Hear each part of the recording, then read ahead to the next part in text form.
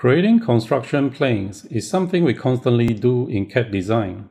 In this tech tip, we'll take a closer look at which types of geometry can be used as inputs, how to create the construction geometries for specific scenarios, and a few custom features that can extend those capabilities even further. It is very common to create an offset plane based on another plane or the planar face. You can also reference a closed sketch region, a conical edge, or a circular curve to define the plane. There's very little need to have a dedicated axis feature when a cylindrical face inherently defines an axis. For example, you can create a plane that passes through the two rails here without first creating their axis. The same principle applies to the point normal option, where a conical face can be used directly to define the normal axis.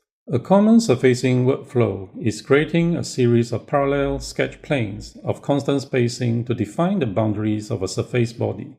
You can just pattern the planes or make connectors. If the planes span a path of a fixed length, consider replicating them using the curve pattern with the equal spacing option. And if you prefer to create them in a single step, there are several custom features that can automate the process. Another common requirement is placing parallel planes along a line at specific locations. You can use plane point, point normal, or curve point options for this. I like to drive all of those planes from a single sketch because it makes future edits much easier. When you are creating a wrap feature on a cylindrical face such as an engraving, a tangent plane is often the best starting point.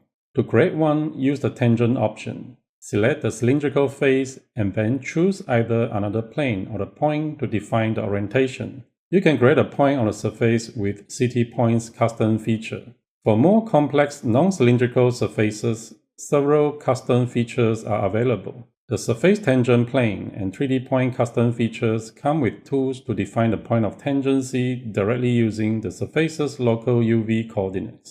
That saves the step to create a reference point separately. Finally, be sure to also check out the accompanying article for the links to all of the custom features covered here. Thanks for watching and stay tuned for next week's tech tip.